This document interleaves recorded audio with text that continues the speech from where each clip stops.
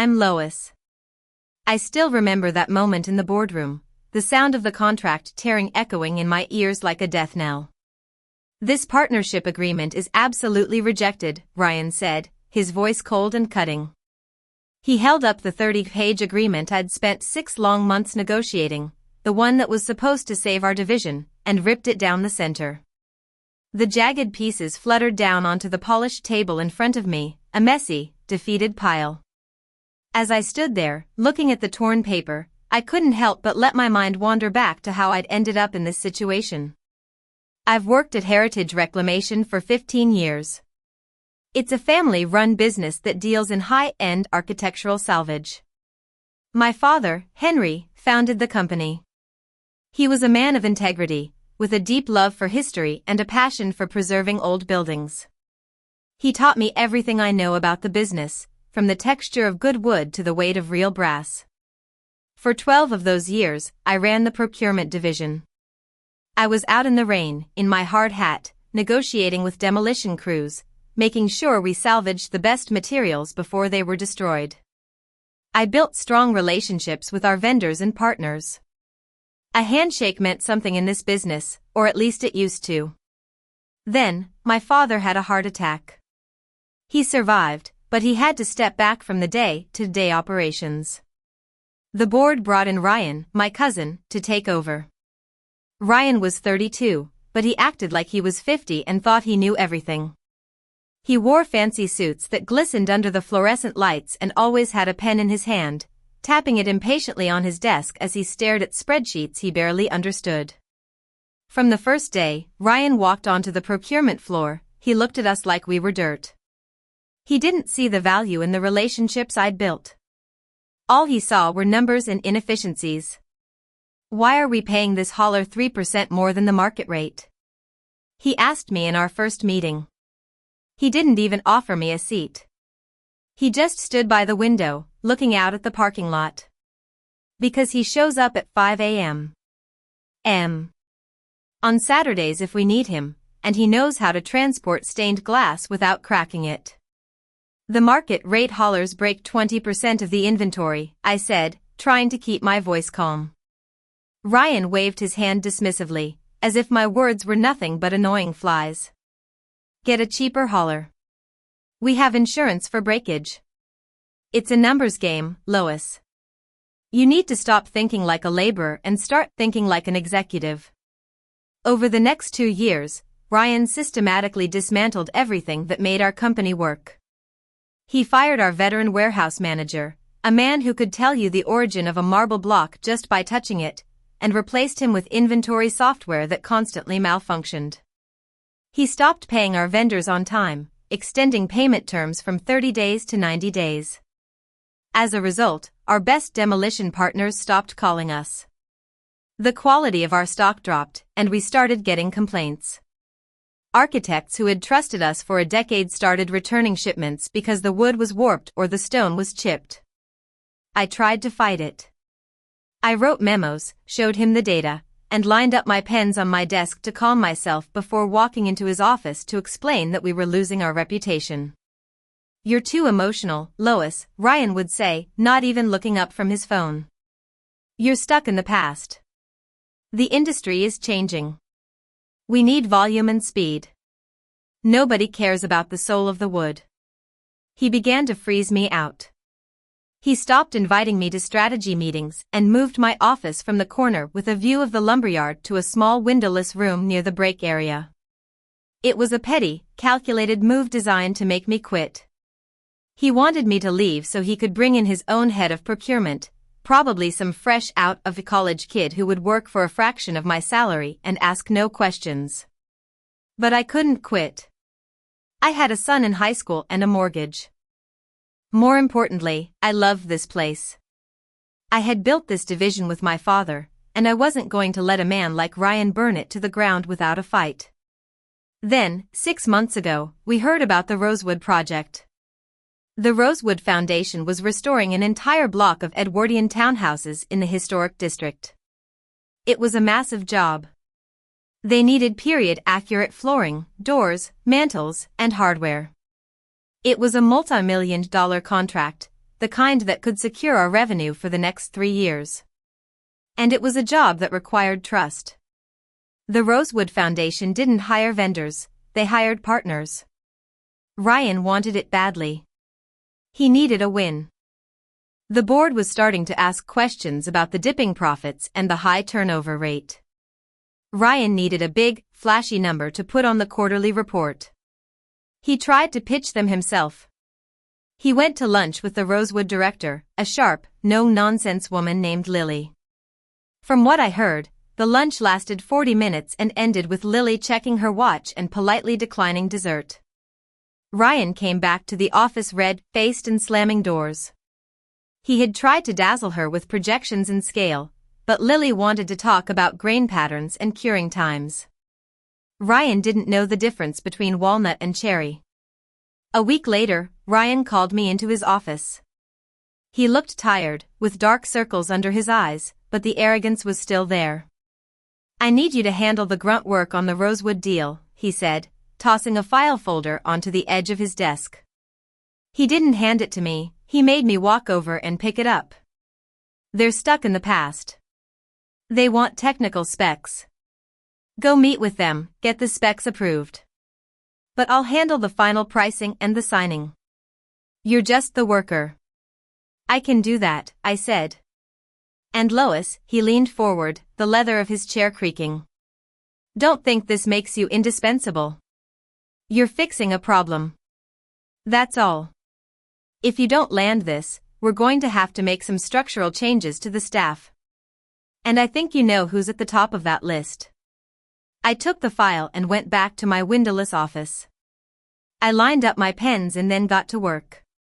For the next 5 months, I lived and breathed the Rosewood project. I met with Lily 2 or 3 times a week. We didn't meet in boardrooms, we met at the salvage yard. I walked her through the aisles of reclaimed lumber, showed her the stacks of cherry wood we'd been seasoning for 5 years, and let her smell the linseed oil and the cedar. I showed her how we cleaned the brass hardware by hand, not with harsh chemicals that stripped the patina. Lily was tough. She asked hard questions about our supply chain, our ethical sourcing, and our delivery guarantees. I answered every single one with the truth. When we didn't have an answer, I told her I would find it. I didn't try to sell her, I just showed her that I understood the mission. "You're not like your cousin," she said to me one afternoon as we stood in the dust of the warehouse, looking at a stack of antique doors. "Ryan has his own way of doing things," I said carefully. "He's a snake," she said, running her hand over the rough wood of a door frame. "Snakes are good for nothing but causing trouble, Lois. They aren't good for building." We built a rapport. Slowly, the Rosewood Foundation began to trust me. They weren't buying from Heritage Reclamation anymore, they were buying from me. I drafted the contract myself. It was complex, involving sourcing guarantees, quality control benchmarks, and a specific timeline that required absolute precision. It was a 3-year exclusivity agreement. It meant they would buy everything from us, provided we met the standards I had outlined. It was the perfect deal. It protected the company, guaranteed work for the warehouse team, and was fair. I finished the final draft on a Tuesday. I printed it out, a thick, substantial document, and bound it with a simple clip. I felt a sense of pride I hadn't felt in years. I had done it. I had saved the division. And maybe, just maybe, I had proven to the board that Ryan's way wasn't the only way. I put the contract on Ryan's desk on Wednesday morning. "Is this it?" he asked, not looking up from his laptop. "That's the final agreement," I said. "Lily is ready to sign. The board just needs to approve our end, and you need to counter-sign." "Fine," he said. "I'll read it." But he didn't read it. I knew he didn't. I watched his calendar. He was out playing golf on Wednesday afternoon. Thursday, he was in meetings with his efficiency consultants. Friday morning was the board meeting where the vote would happen. That Friday morning, the air in the office felt heavy. It was snowing, a cold, gray flurry that streaked the windows. I arrived at 7 a.m. I checked the inventory one last time, walked through the warehouse, and nodded to the guys. They looked worried. Everyone knew that if the Rosewood deal fell through, layoffs were coming. Is it going to happen, Lois? One of the forklift drivers asked me. I did my part, I told him. The rest is up to them. The board meeting was scheduled for 10 a.m. At 9:50, Ryan's assistant, a nervous young woman named Mia, came to my office. He wants you in the room, she whispered. She looked pale. In the boardroom? I asked. Usually, I wasn't invited. Yes, she said. He said he wants you there to explain the technical limitations to the board. That phrase worried me. Technical limitations? There weren't any. I had solved them all. I grabbed my notebook, made sure my pen was in my pocket, and walked down the long hallway to the executive wing. The carpet changed from gray industrial loops to plush burgundy. The air smelled different here, like cleaning products and stale coffee. No sawdust. I walked into the boardroom. The table was huge, an oval of dark mahogany. My father, Henry, was there. He sat at the head of the table, looking frail, slumped slightly in his wheelchair, a blanket over his legs. He had suffered a second minor heart attack a few months back and rarely spoke now. His eyes were open, but they looked watery and distant. It broke my heart to see him like that. He had built this company with his bare hands, and now he was just a figurehead watching my cousin dismantle it. The other 6 board members were there, looking at their tablets, and Ryan stood at the front of the room near a projection screen. Ah, Lois, Ryan said. He smiled, but it wasn't a nice smile. It was the smile of a predator about to strike. Come in. Stand over there. He pointed to a spot against the wall away from the table, like I was a servant. I walked over and stood with my hands clasped behind my back. I felt the small polished piece of quartz in my pocket, a gift from my son for stress. I rubbed my thumb over the smooth surface. I've been reviewing the proposal Lois put together for the Rosewood Foundation, Ryan announced to the room. He picked up the document from the table. It's a major contract, yes, but we don't need shackles.